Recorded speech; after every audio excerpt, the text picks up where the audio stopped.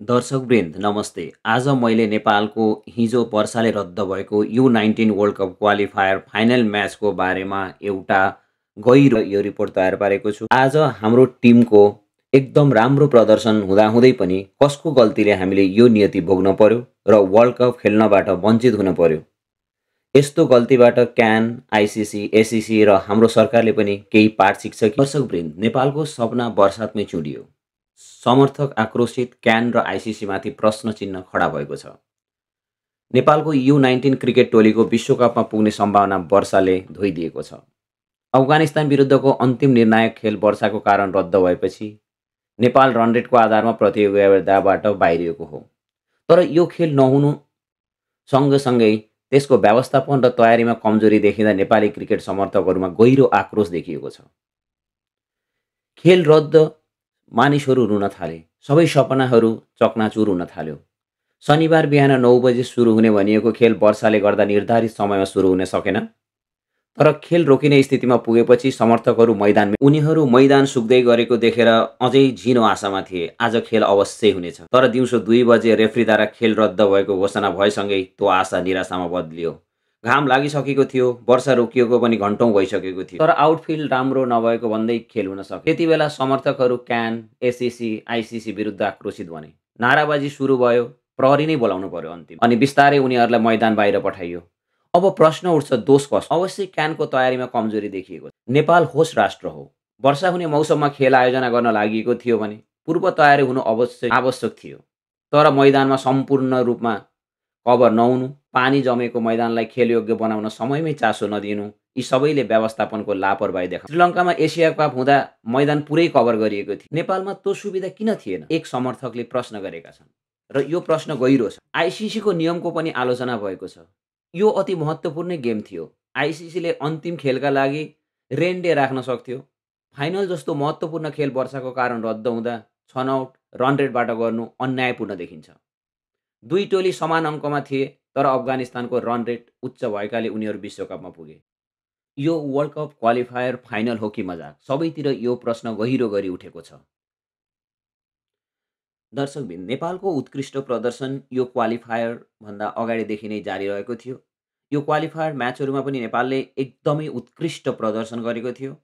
नेपालको यो प्रतियोगितामा नेपालले युएईलाई 5 रनले हराएको थियो, ओमानलाई 8 विकेटले हराएको थियो, हङकङलाई 9 विकेटले हराएको थियो। त्यस्तै अफगानिस्तानले पनि यो क्वालिफायर म्याचमा सबै म्याचहरू जितेको थियो। अवश्य अफगानिस्तान एकदमै बलियो प्रतिद्वन्दी हो। अफगानिस्तानले पनि ओमान र हङकङलाई 8-8 विकेटले हराएको थियो भने युएईलाई उसले 180 रनको विशाल फराकिलो रनले पराजित पनि गरेको थियो। तर अन्तिम खेल हुन नसक्दा रनलेटले निर्णय गर्यो, जसमा अफगानिस्तान अगाडि थियो र हामी त्यसमै चुक्यौँ।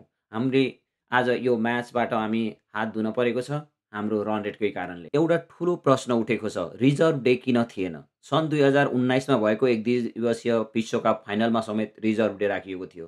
यति ठुलो प्रतियोगिताको निर्णायक खेलमा वैकल्पिक दिन नहुनु नितान्तै दुर्भाग्यपूर्ण हो।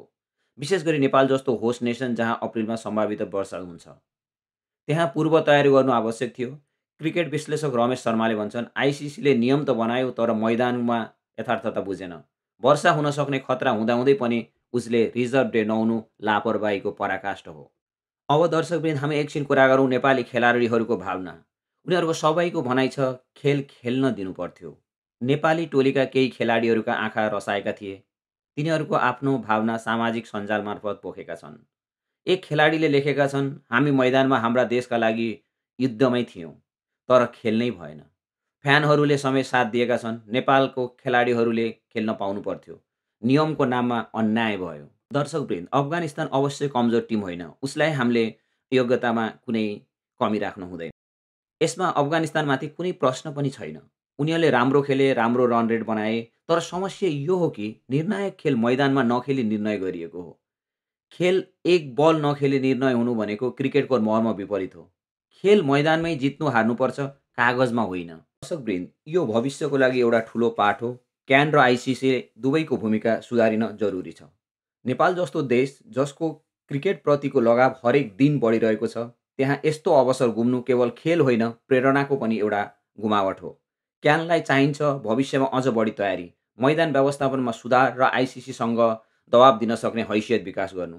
साथै आइसिसीले पनि आफूले आयोजना गर्ने प्रतियोगिता निष्पक्ष होस् भन्ने सुनिश्चितता गर्न पनि जरुरी छ। अब दर्शकबिन चर्चा गरौँ नेपालको क्रिकेटको इतिहासको सानो यात्रा। नेपालले सन् 2000 मा पहिलोपटक अन्डर-19 वर्ल्ड कप खेलेको थियो। 2000 देखि 2008 सम्म लगातार 5 पटक सहभागिता जनाएका थियौँ। त्यसपछि 2012, 16 र पछिल्लो पटक 2024 मा विश्वकप पनि नेपालले सहभागिता जनाएको थियो। 2024 मा युएईमा भएको छनौटमा युएईलाई रोमाञ्चक खेलमा हराएर नेपालले स्थान बनाएको थियो। त्यसमा सबभन्दा सम्झन लायक क्षण थियो दिवेश कणेलको 5 विकेट सहितको ह्याट्रिक। यो एकदमै अहिलेसम्म पनि सबैजनाको चर्चामा छ। यसपालि नेपालको तयारी एकदमै राम्रो थियो। अफगानिस्तानलाई राम्रै चुनौती आइरहेको थियो। नेपालले यसअघि वीरगञ्जमा दिल्लीको U19 टोलीसँग पनि अभ्यास श्रृङ्खला खेलेको थियो। त्यसपछि मूलमाटी मैदानमै अफगानिस्तानसँग 3 खेलको श्रृङ्खला पनि खेलेको थियो। पहिलो खेलमा अफगानिस्तानले विजयी भएको थियो। दोस्रो खेलमा नेपालले मात्र 1 रनले हारेको थियो यो सनसनीपूर्ण खेलमा र तेस्रो खेलमा नेपालले जित निकाल्यो।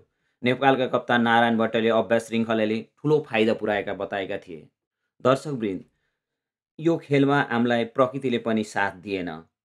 जब शनिबार बिहानको वर्षाले मैदानको पूर्वी भागमा पानी जमेको थियो अनि त्यसकै कारणले टस पनि हुन सकेन। तर 11 बजेसम्म वर्षा रोकिएको थियो र घाम पनि लागिसकेको थियो। दर्शकहरूको आशा बढ्दै गएको थियो। ग्राउन्ड स्टाफले पनि निरन्तर प्रयास गरिरहे। तर अन्तिमसम्म 2 बजेतिर रेफ्रीले अन्ततः खेल अयोग्य ठानी रद्द गरिदिए।